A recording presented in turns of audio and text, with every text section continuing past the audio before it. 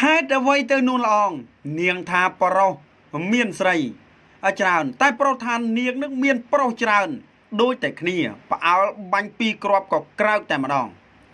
ria chơi thiên ni Phnom Penh bà tam sẽ cái đây ria cá ban ở đằng thả bỏ ra chơi con vột hạt mà con ria vột hạt mà nẹo nó ban khăng được sấy snai đã miên pro thay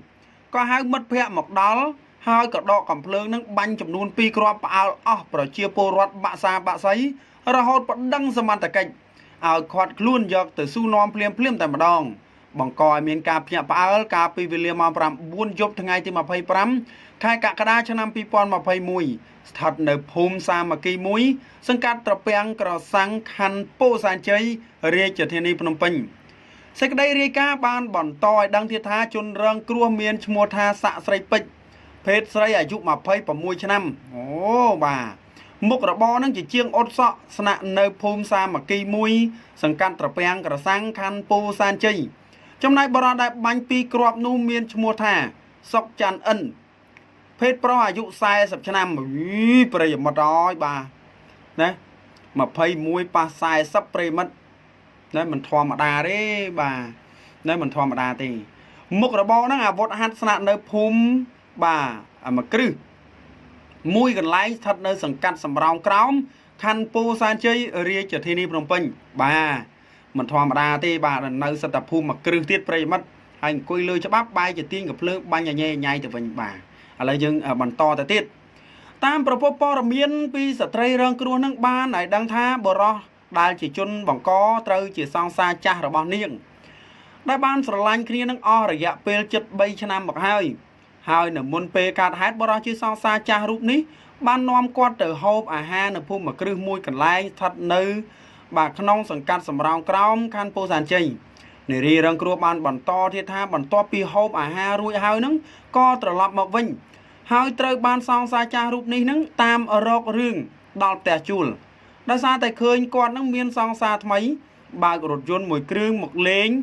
នៅផ្ទះជួលរបស់គាត់ធ្វើឲ្យបុរសជាសង្សារចាស់នឹងរករឿងហៅឲ្យបាទគាត់ណានារីរងគ្រោះហ្នឹងបាទគេហៅថារករឿងហៅឲ្យគាត់នារីរងគ្រោះហ្នឹងចេញមកខាងក្រៅផ្ទះរួចគំរាមនឹងបាញ់សម្លាប់ចោលទើបរូបគាត់នឹងសង្សារនឹងថ្មីនឹងបាទភ័យមិនហ៊ានចេញពីខាងក្នុងផ្ទះទេស្រាប់តែសង្សារចាស់រូបនេះបានហៅមិត្តភ័ក្តិ2នាក់ទៀតមកដល់បាញ់ពីគ្រាប់គំរាមផ្អើលប្រជាពលរដ្ឋនិងសង្សារថ្មីគាត់ភ័យក៏បានទៅប្តឹងសមត្ថកិច្ចដើម្បីធ្វើការឃាត់ខ្លួនបាទបានម្នាក់ភ្លាមតែម្ដងស្ត្រីរងគ្រោះបានបន្តទៀតថាដោយសារគាត់តាក់ទងសង្សារថ្មីព្រោះតែបុរសជាសង្សារចាស់រូបនេះគាត់មានមួយហើយនៅទៅមានស្រីផ្សេងទៀតរាប់មិនអស់ទេបាទធ្វើឲ្យរូបគាត់នឹងសម្រេចចិត្តសុំបែកគ្នាបាទតែបុរសដែលជាសង្សារចាស់រូបនេះមិនព្រមនោះទេនេះបើតាមប្រភពព័ត៌មានពីបុរសដែលជាកងបារីអាវុធហត្ថដែលត្រូវជាសង្សារចាស់នារីរងគ្រោះខាងលើនេះបានឲ្យដឹងផងដែរថានារីរងគ្រោះគឺជាប្រពន្ធរបស់គាត់ព្រោះគាត់នឹងតែងតែផ្គត់ផ្គង់លុយកាក់អស់ជាច្រើនមកហើយដោយសារគាត់នឹងស្រឡាញ់ទុកជាអនាគតបរិយារូបនេះបន្តថានៅវេលាម៉ោង4ល្ងាចមុនពេលកើតហេតុរូបគាត់បាននាំជនរងគ្រោះទៅហូបអាហារនៅទីតាំងបាទ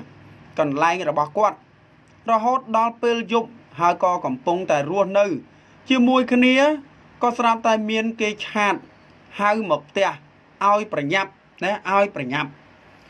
បរិយារូបនេះបន្តទៀតថានៅពេលនោះស្ត្រីរងគ្រោះជាសង្សាររបស់គាត់នឹងក៏ត្រឡប់មកផ្ទះជួលវិញភ្លាម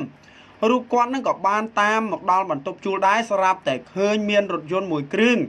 បើកមកឈប់នៅមុខផ្ទះជួលរបស់នាងពេលគ្រានោះ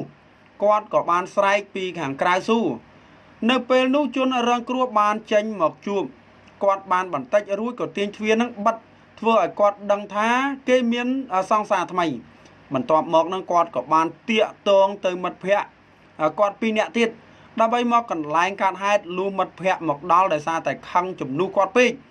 ទើបបានបាញ់ចំនួន2គ្រាប់រួចក៏កិច្ចខ្លួនបាត់អស់ចំណែកគាត់វិញរងចាំសមត្ថកិច្ចមកដល់ដើម្បីជួយបាទដោះស្រាយរឿងរបស់គាត់